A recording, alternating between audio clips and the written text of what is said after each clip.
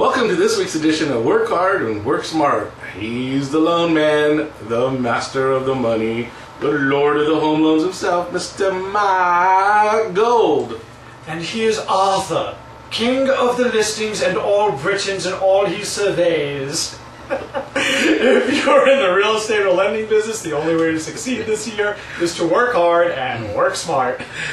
Most weeks, we'll bring you notes and news in the worlds of real estate and mortgage. So let's keep the ball rolling, Mark. And just for the record, 1 week was mine, 1 week was yours.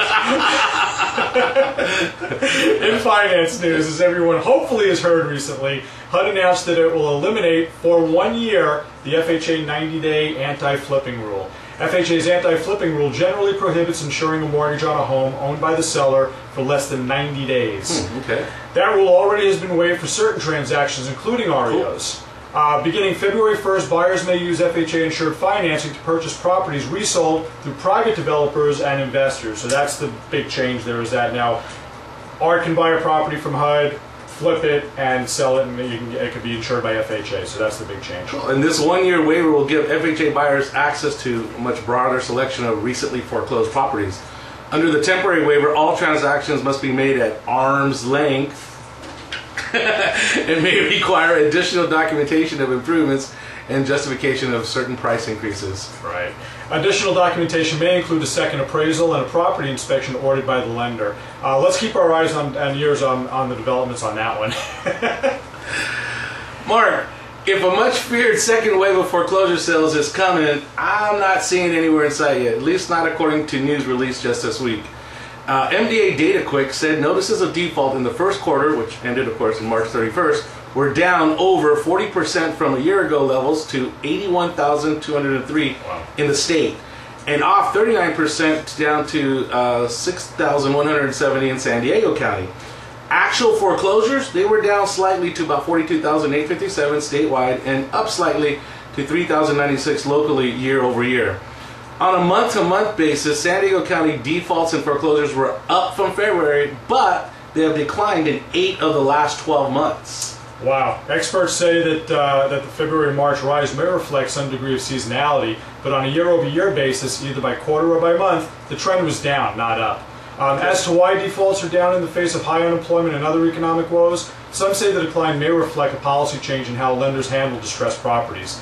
Instead of acting quickly by filing notices of default and then moving on to foreclosure action several months later, many lenders are considering loan modifications, or another common alternative involves short sales. Short sales? Yep, selling for less than the mortgage balance with the lender's permission. This is especially appealing when a higher cost home is involved. I can imagine. Yeah, the banks benefit by not incurring more losses on their balance sheets, and owners escape the hits to their credit scores if they can avoid default notices, much less foreclosure. But, Mark, there might be another explanation for the default drop. Remember a year ago, lenders filed many more notices because they had just gone through a period of moratoriums and legislatively mandated extensions of noticing requirements. They were catching up on the backlog, and of course the default spiked. Right. The decline tells policymakers and market watchers that home distress is on the wane, at least for the moment, and therefore signals a stabilization of the market. Or stabilization. Stabilization, it's all the same. Fewer defaults means fewer foreclosures and a firming of prices, since, well, foreclosures tend to sell for less than non-distressed homes. Mr. Sean O'Toole, founder of Foreclosure Radar, a Northern California monitoring group, said unlike the down market of the 1990s, the current strategy by lenders and government agencies aims to bolster the real estate market and forestall, if not minimize, more distress. So, Mark, it's all good, right? Yippee! Hold on a minute. Oh, boy. A contrary view came from Michael Carney, who's the executive director of the Real Estate Research Council of Southern California, based at Cal Poly Pomona. He says there's no question that you have some data suggesting home prices are going back up. But because lending underwriting standards have been tightened and mortgage money is less available, he said normal patterns of home buying are changing. People with large down payments can buy, but those who can only afford minimal down payments will be hard-pressed. Yeah, he continued, I think we're going to see home prices declining all through 2010 and through 2011, and maybe even into 2012, if we're still here.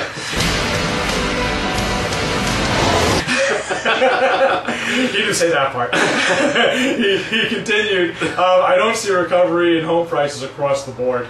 So, I guess basically with this story, we don't really know. Up, down, Sideways. sideways. The more you turn me inside out. I'm glad I get clarification. Yeah, thank you. Thank you for that, Art. We appreciate that. In the signs of the second coming category, we are pleased to announce our non-FHA 95% financing on condos and single-family residences in California. Spectacular! Yeah. There's no silly adjustments based upon declining markets. 95% is really 95%. Woo! The minimum FICO score is only 680, and it's good on loan amounts to $417,000. No funny math? No funny math today. So, Mark, I'm guessing this is a perfect loan for a non-FHA approved condo project. Yes? This is a perfect loan for the listing that says no FHA buyers. Perfect! We are funding these loans on a direct lender right now, so go ahead and give us an email, give us a call, and we'll be more than happy to look at all your scenarios and give you more details. Absolutely.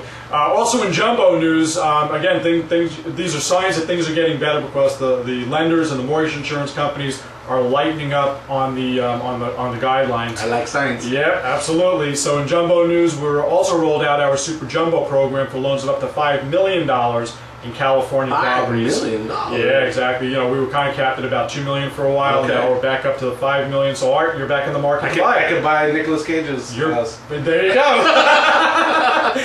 Take a foreclosure off the market and finance it. There you Exactly. go. Perfect. On the super jumbos, we also have 80% loan to value for our best qualified clients. So now is the time to take advantage of these new loose programs. Stay tuned next week for our 200% loan to value stated income program. Or maybe next month. Right. On a lighter note, How much later can we get? a downtown San Diego condo developer defaults on a loan. No! The developer of downtown San Diego's largest condominium project has defaulted on a $200 million construction loan, but insists it plans to move forward with sales as it seeks to work out an agreement with its Canadian lender. Well, what a great business plan. Sell the properties, but don't pay the mortgage and don't pay them off. What does that do to the bottom line? 100% profit. There you go. 100% margins. That's great. The 679-unit Vantage Point, which completed construction last year in the midst of the economic turndown, has struggled to launch a sales program following a major setback last year when it was forced to return deposits to nearly 300. That would be almost half of the prospective buyers. Yeah, no kidding. Yeah. The Mammoth high-rise at 9th Avenue and B Street downtown San Diego has since been restructured so that it can be sold in 5 phases. It's a way of overcoming stiff lending guidelines requiring that a large percentage of condominiums units be pre-sold.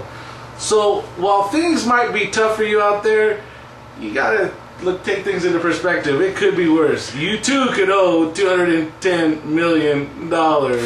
Which that reminds me of one of my favorite passages that I've read. This is back in, I forget which one, but one of Donald Trump's, his first book, where he had just gotten married to Marla Maples, who was then Marla Trump, and they're walking down 5th Avenue. They see a homeless man sitting on the sidewalk, and she raises her nose. It's like, ooh, look at this homeless man.